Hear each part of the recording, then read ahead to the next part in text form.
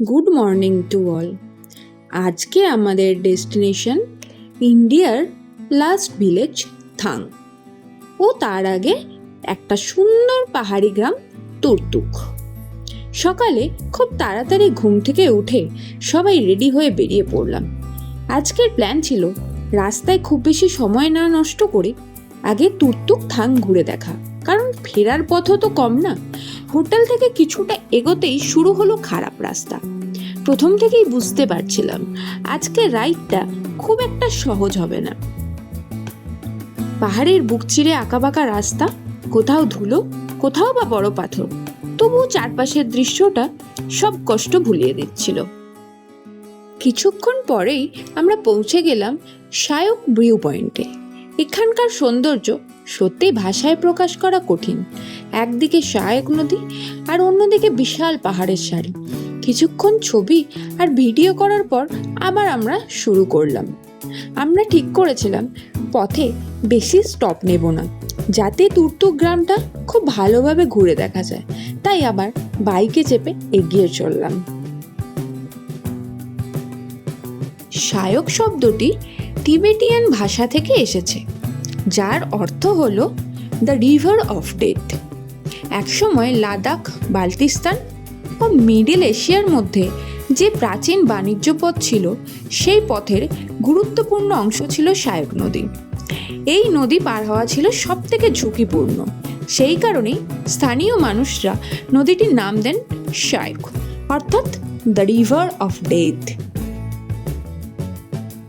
আমরা এসে পৌঁছালাম নাথ্রু ব্রিজে, একটি হ্যাঙ্গিং ব্রিজ।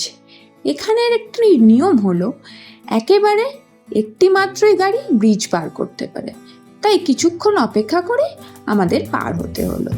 যদিও এই অপেক্ষা খুব একটা কষ্টকর ছিল না, কারণ সামনে যা সুন্দর ভিউ দেখতে পাচ্ছিলাম, তাতে এরকম ছোটখাটো অপেক্ষা আমরা করতেই পারতাম।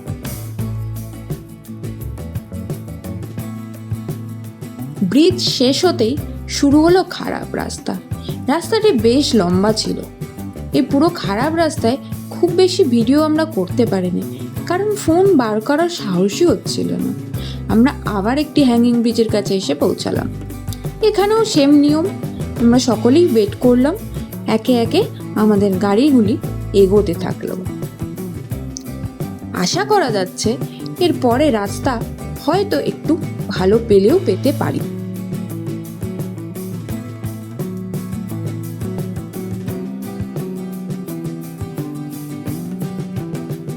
কন্টিনিউ ড্রাইভ করার পরে আমাদের সকলেরই একটু টায়ার্ড লাগছিল।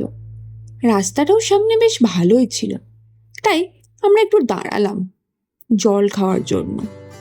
দাঁড়িয়ে চারপাশের সৌন্দর্যতা এতটাই সুন্দর যে সেখানে কিছু ফটো ভিডিও না নিয়ে থাকাটা অসম্ভব ছিল। এরপর রাস্তার অবস্থা অনেকটাই ভালো, তাই খুব বেশি সময় লাগলো না। অবশেষে আমরা পৌঁছে গেলাম ছোট্ট পাহাড়ি গ্রাম তুর্তুকে। তবে আজকে আমাদের প্রথম গন্তব্য ছিল Thang, the last village of India. তাই মাত্র 5 মিনিটের বিরতি নিয়ে আমরা আবার রওনা দিলাম থাংয়ের উদ্দেশ্যে। অলমোস্ট 2টো নাগাদ পৌঁছে গেলাম থাং। এখান থেকে পরিষ্কারভাবে পাকিস্তানের সীমান্ত দেখা যায়। চাইলেই এখানে ভাড়ায় বাইনোকুলার নিয়ে আরও কাছ থেকে সীমান্ত দেখতে পারবেন। এখানে অনেক ছোট ছোট দোকান আছে, যেগুলি ড্রাই ফ্রুটসের দোকান। আমরা কিনেছিলাম বেশ কিছু ড্রাই অ্যাপ্রিকট ও ব্লুবেরি।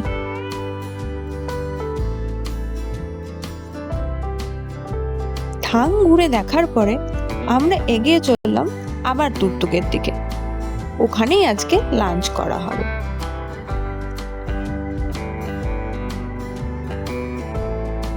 আজকে আমাদের লাঞ্চ পয়েন্ট ছিল বেগমস কিচেন। তুর্তুকের এই রেস্টুরেন্টের নাম অনেকেই সাজেস্ট করে, কারণ এখানে পাওয়া যায় একেবারে অরিজিনাল অথেন্টিক বাল্টিক ডিশ। আমরা অর্ডার করেছিলাম মার মাটন অ্যান্ড মার চিকেন এবং তার সাথে রুটি। খাবারটা এতই টেস্টি ছিল আর খিদে এত বেশি পেয়েছিল যে ভুলেই গেছিলাম ভিডিও করার কথা। খাওয়ার শেষে আমরা পুরো গ্রামটাকে ঘুরে দেখার চেষ্টা করলাম। যদিও পুরো গ্রামটা ঘুরে দেখার সময় আমরা পাইনি, তাই একটু দেখেই ফিরে আসতে হলো। এখানে আছে হাইয়েস্ট পোলো গ্রাউন্ড। এরপরে যদি কোনোদিন আসি, পুরো একটা দিন রাখা হবে এই তুর্তুকের জন্য। তুর্তুক থেকে ফেরার পথে আমাদের আর একটা ইম্পর্টেন্ট স্টপ ছিল শায়ক ওয়ার মেমোরিয়াল। সেখানে কিছুটা সময় কাটালাম। শহীদ সেনাদের প্রতি শ্রদ্ধা জানিয়ে চারপাশটা ঘুরে দেখলাম। এই ধরনের জায়গায় এলে সত্যিই উপলব্ধি হয় কত মানুষের ত্যাগের জন্য আমরা আজ নিশ্চিন্তে সুন্দর জায়গাগুলো ঘুরে দেখতে পারছি।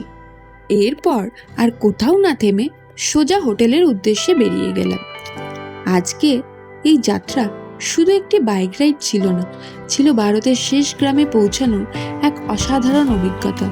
কঠিন রাস্তা, প্রাকৃতিক সৌন্দর্য আর সীমান্তের অনুভূতি আর তুর্তুকের আতিথেয়তা সব মিলিয়ে এই দিনটি আমাদের কাছে সারা জীবন মনে রাখার মতো। দেখা হচ্ছে নেক্সট ভিডিওতে। ভিডিওটি ভালো লাগলে লাইক কমেন্ট করতে ভুলবেন না, আর টুইন ট্রেলসে অবশ্যই সাবস্ক্রাইব করে নেবেন।